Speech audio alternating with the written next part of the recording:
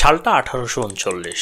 চীনের কান্টুন বন্দরে একজন মানুষ দাঁড়িয়ে আছেন, সামনে বিশাল সমুদ্র, আর সমুদ্রে ভাসছে বিশাল বিশাল ব্রিটিশ জাহাজ। জাহাজের ভিতর আছে 20,000 বড় বড় কাঠের বক্স, প্রতিটি বক্সে ভরা আফিম। তিনি আদেশ দিলেন, সব আফিম এখনই নামাও, এখনই ধ্বংস করা হবে। 1400 টন আফিম সমুদ্রের পানিতে ফেলে দেওয়া হলো। কিন্তু লোকটি জানতেন না, এই একটা সিদ্ধান্ত তার দেশের ইতিহাস বদলে দেবে এবং তার নিজের জীবনও। সেই মানুষটার নাম লিনসি শু, চীনের সম্রাটের সবচেয়ে বিশ্বস্ত কর্মকর্তা। আজকে আমরা সেই পুরো গল্পটাই জানবো, যেটি শুধু একটি যুদ্ধের গল্প নয়, যেটি হলো কিভাবে একটা কোম্পানি পুরো একটা জাতিকে মাদকে আসক্ত বানিয়েছিল, কিভাবে নৈতিকতা হেরে গিয়েছিল মাত্র 9 ভোটের ব্যবধানে, এবং কেন এই যুদ্ধের ক্ষত আজও শুকায়নি। 1800 সালে পৃথিবীর সবচেয়ে ধনী দেশ কোনটা ছিল জানেন? আমেরিকা বা ব্রিটেন না, সবচেয়ে ধনী দেশ ছিল চীন। সেই সময় চীনের জিডিপি ছিল পুরো বিশ্বের 33%। আমেরিকা, ব্রিটেন, ফ্রান্স সব মিলিয়েও চীনের সমান ছিল না। চীনে চা, রেশম আর মাটির বাসন সারা ইউরোপের মানুষ পাগলের মতো ক্রয় করছিল। সেই সময় ব্রিটিশদের একটা নেশা লাগা শুরু করলো, সেটা হলো চায়ের নেশা। তখনকার সময়ে লন্ডনের একজন সাধারণ শ্রমিকও তার মোট আয়ের 9% শুধু চীনের চায়ের পিছনেই খরচ করত। চা তখন লাক্সারিয়াস পণ্য থাকলো না, তা হয়ে গেল দৈনন্দিন জীবনের অংশ। চাহিদা এত বেশি ছিল যে ব্রিটেন আরো বেশি চা কিনতে শুরু করলো। কিন্তু এত চা কিনতে গিয়ে একটা সমস্যা দেখা দিল, সেটা হলো চীন ব্রিটিশদের কাছে তাদের পণ্য শুধু রূপায় বিক্রি করত। এখানে প্রশ্ন আসে, কেন রূপায়? ব্রিটেনের তো কাগজের মুদ্রাও ছিল। আসলে তখন পুরো পৃথিবী চলতো কমোডিটি মানিতে, অর্থাৎ যে জিনিসের নিজের মূল্য আছে, আর সেটা হলো সোনা আর রূপা। ব্রিটেনের পাউন্ড ছিল, কিন্তু সে পাউন্ড আসলে কি? একটা কাগজ যার পিছনে আছে শুধু ব্রিটিশ সরকারের প্রতিশ্রুতি। চীনের সম্রাট বলল, তোমার কাগজ আমি নেব কেন? তোমার সরকার কাল ভেঙে পড়লে এই কাগজের মূল্য কি? সেই জন্য তারা রূপায় লেনদেন করত, কারণ রূপার নিজের মূল্য আছে। যে কোনো দেশ যে কোনো সময় সেগুলো নেবে, তাই ব্রিটেনকে রূপা দিয়েই পণ্য কিনতে হতো। শুরুতে সবকিছু ঠিকঠাকই চলছিল, কিন্তু ব্রিটেনে চায়ের চাহিদা যত বাড়ছে আর সেটা ক্রয় করার জন্য রূপার চাহিদাও তত বাড়তে লাগলো। ব্রিটিশরা ইউরোপ থেকে রূপা কিনে চীনে পাঠায়, বিনিময়ে সেখান থেকে তারা চা নিয়ে আসে। এই চক্রে ব্রিটেনের রূপার মজুদ ক্রমশ শেষ হয়ে যাচ্ছিল। একটা সময় এলো তাদের কাছে আর কোনো রূপা নেই। ব্রিটেনের সামনে একটাই প্রশ্ন, এই সমস্যার সমাধান কি?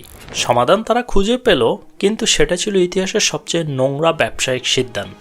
তারা ভারত থেকে আফিম অবৈধভাবে চীনে পাচার করা শুরু করলো।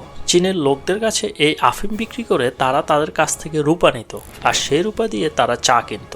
কিন্তু এখানেও একটা প্রশ্ন আসে, ভারতেই বা এত আফিম পেল কোথায় থেকে? আফিম গাছ ভারতে বহু শতাব্দী ধরে জন্মায়। মোগল আমলও এর স্টেট মনোপলি ছিল।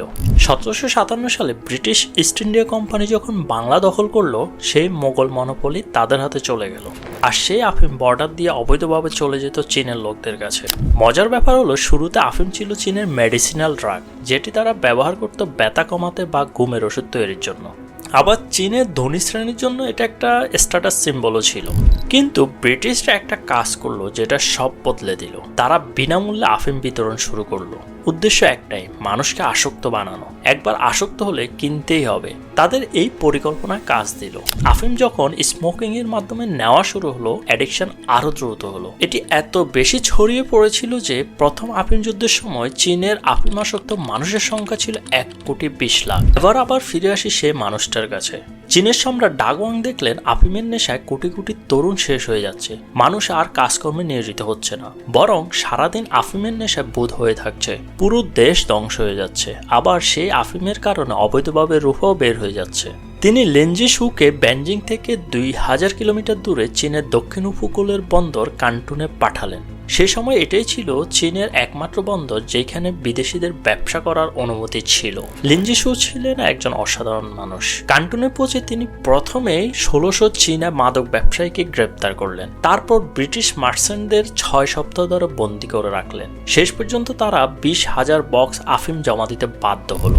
লিন সেই 1400 টন আফিম সমুদ্রের পানি ও চুন মিশিয়ে ধ্বংস করলেন। তারপর তিনি তখনকার ব্রিটেনের রানী ভিক্টোরিয়াকে একটা চিঠি লিখলেন। চিঠির ভাষাটা ছিল এমন, আপনার নিজের দেশে আফিম নিষিদ্ধ, তাহলে আমাদের দেশে কেন বিক্রি করছেন? এতে করে ব্রিটিশ মার্চেন্টরা ক্ষিপ্ত হলেন। এদের মধ্যে সবচেয়ে শক্তিশালী ছিলেন জার্দিন মেথন্স অ্যান্ড কোম্পানির মালিক উইলিয়াম জার্দিন।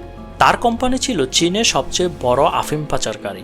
তিনি সরাসরি লন্ডন গেলেন, ফরেন সেক্রেটারি লর্ড পালমারস্টনের সাথে বসলেন। তার যুক্তি ছিল এটা শুধু আফিমের বিষয় না, এটি ব্রিটিশ ফ্রি ট্রেডের বিষয়। চীন ব্রিটিশ সম্পত্তি নষ্ট করছে, ব্রিটিশদের সম্মান নষ্ট করছে। ব্রিটেন যদি এর বিরুদ্ধে যুদ্ধ না করে তাহলে ব্রিটেনের অর্থনীতি এখানেই শেষ। তার এই মন্তব্যের পর ব্রিটিশ পার্লামেন্টে যুদ্ধের পক্ষে এবং বিপক্ষে ভোট হলো। 3 দিন বিতর্ক হলো, শেষ পর্যন্ত মাত্র 9 ভোটের ব্যবধানে যুদ্ধের পক্ষে জিতল। সংসদের প্রায় অর্ধেক লোক জানতো এই যুদ্ধ অন্যায়, তবুও তারা মেনে নিল, কারণ তখন চা থেকে আসা ট্যাক্স ছিল ব্রিটিশ সরকারের মোট রেভিনিউ 10%। অবশেষে 1840 সালে ব্রিটিশ রয়্যাল নেভি রওনা হলো চীনের উদ্দেশ্যে যুদ্ধ করতে। চীনা সৈন্যরা সাহসী ছিল, কিন্তু তাদের হাতে ছিল পুরনো কামান আর কাঠের জাহাজ। অন্যদিকে ব্রিটেনের ছিল স্টিম পাওয়ার্ড ওয়ারশিপ, যেটা বাতাস ছাড়াই চলে, ছিল আধুনিক সব যুদ্ধাস্ত্র।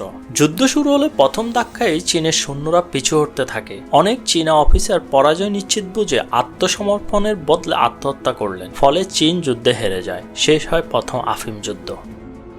ফলাফল হিসেবে চীন 1842 সালে ট্রিটি অফ নানজিং স্বাক্ষর করতে বাধ্য হয়। এর শর্তগুলো ছিল খুবই অপমানজনক। চীন হংকংকে চিরকালের জন্য ব্রিটেনের হাতে তুলে দিতে বাধ্য হয়। চীনের 5টি বন্দর বিদেশিদের জন্য খুলে দিতে হয়, বিশাল ক্ষতিপূরণও দিতে হয়, এমনকি সেই ধ্বংস করা আফিমের জন্য। আর যে লিনজিশু দেশকে বাঁচাতে চেয়েছিলেন, সম্রাট সব দোষ তার উপর চাপিয়ে দিলেন। তাকে নির্বাসনে পাঠানো হলো চীনের সবচেয়ে দূরবর্তী প্রান্তে। প্রথম আফিম যুদ্ধে চীন অনেক কিছু হারায়, কিন্তু এতেও ব্রিটিশরা খুশি ছিল না। পরে দ্বিতীয় আফিম যুদ্ধ শুরু হয়, সেটা আমরা জানবো আরেকটা এপিসোডে। চীনারা 1839 সাল থেকে 1949 সাল পর্যন্ত এই পুরো সময়টাকে বলে সেঞ্চুরি অফ হিউমিলিয়েশন বা লাঞ্ছনার শতাব্দী। এই 100 বছরে ব্রিটেন, ফ্রান্স, রাশিয়া, জাপান সবাই মিলে চীনকে শোষণ করেছে। প্রথম আফিম যুদ্ধ 1842 সালে শেষ হয়েছিল, কিন্তু এর প্রভাব এখনো শেষ হয়নি। চীনের প্রতিটি স্কুলের শিক্ষার্থীরা এই ইতিহাস পড়ে বড় হয়। তাদের শেখানো হয় কখনো দুর্বল হওয়া যাবে না। চীন যখন আমেরিকার সাথে ট্রেড ওয়ার করে, এই ইতিহাস তাদের শক্তি দেয়। হংকং ফিরে পাওয়া, তাইওয়ান ফিরে পাওয়া চীনের কাছে এটা শুধু ভূমিরই দাবি না, এটা হলো হারানো সম্মান ফিরে পাওয়ার লড়াই। আপনার কি মনে হয় চীনের আজকের যে উত্থান, সেটা কি তাদের অতীত বঞ্চনা থেকে পাওয়া অনুপ্রেরণায়? কমেন্টে আপনার মতামত জানান।